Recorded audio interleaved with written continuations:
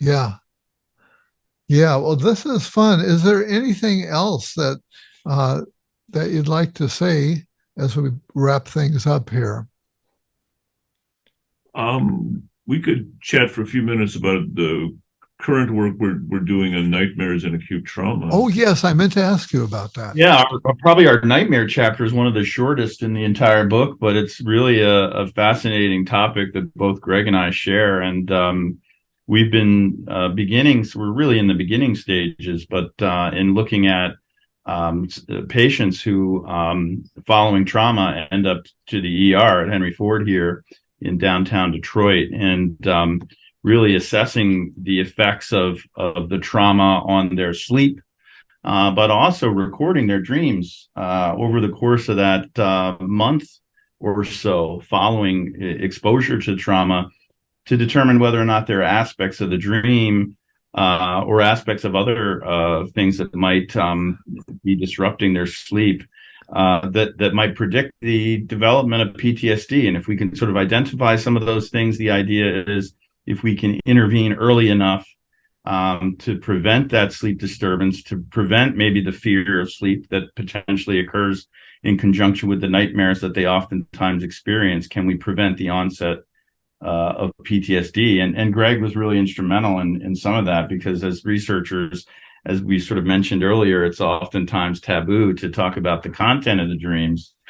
Yeah, But because everybody in the group, it's a larger group, and they were talking about nightmares and different scales rating nightmare frequency and severity and stuff. And I mentioned, why don't we ask people what their nightmare was about, the content, and everyone was kind of like, besides Chris, everybody else was kind of like puzzled. Well, like I guess, I mean, I never thought of that.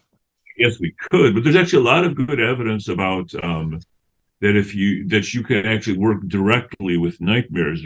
There's a form of therapy called image rehearsal therapy, where you kind of try to redream the dream and reinhabit Yes. the dream and change its outcome, which is kind of it's kind of marketed as a cognitive behavioral strategy. It's just a, in my humble view, it's kind of a renaming of old Jungian techniques of Right.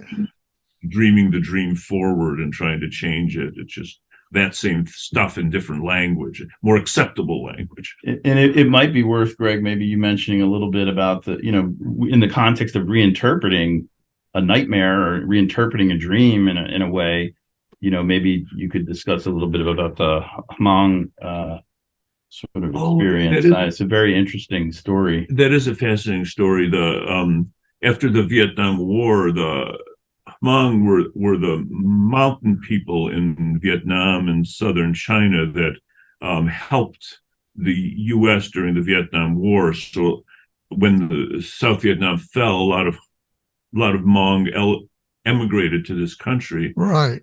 and so they were finding some of the young Hmong males were dying in at night, and it even had a name: sudden unexplained nocturnal death syndrome, SUNS. And people, and they typically couldn't speak English, and the cardiologists in their Western way were kind of saying, well, maybe we should just put pacemakers into all Hmong males or something.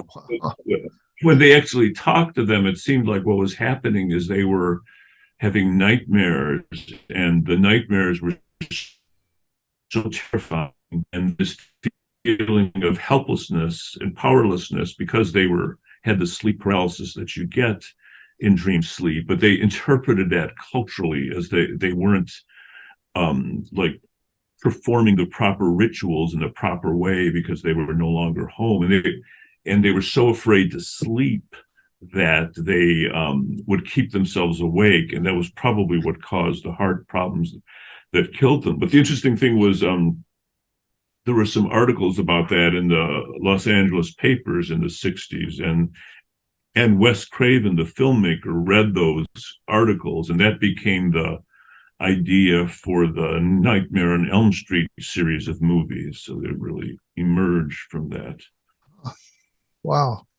Well, you guys are full of wonderful kernels of history and creativity.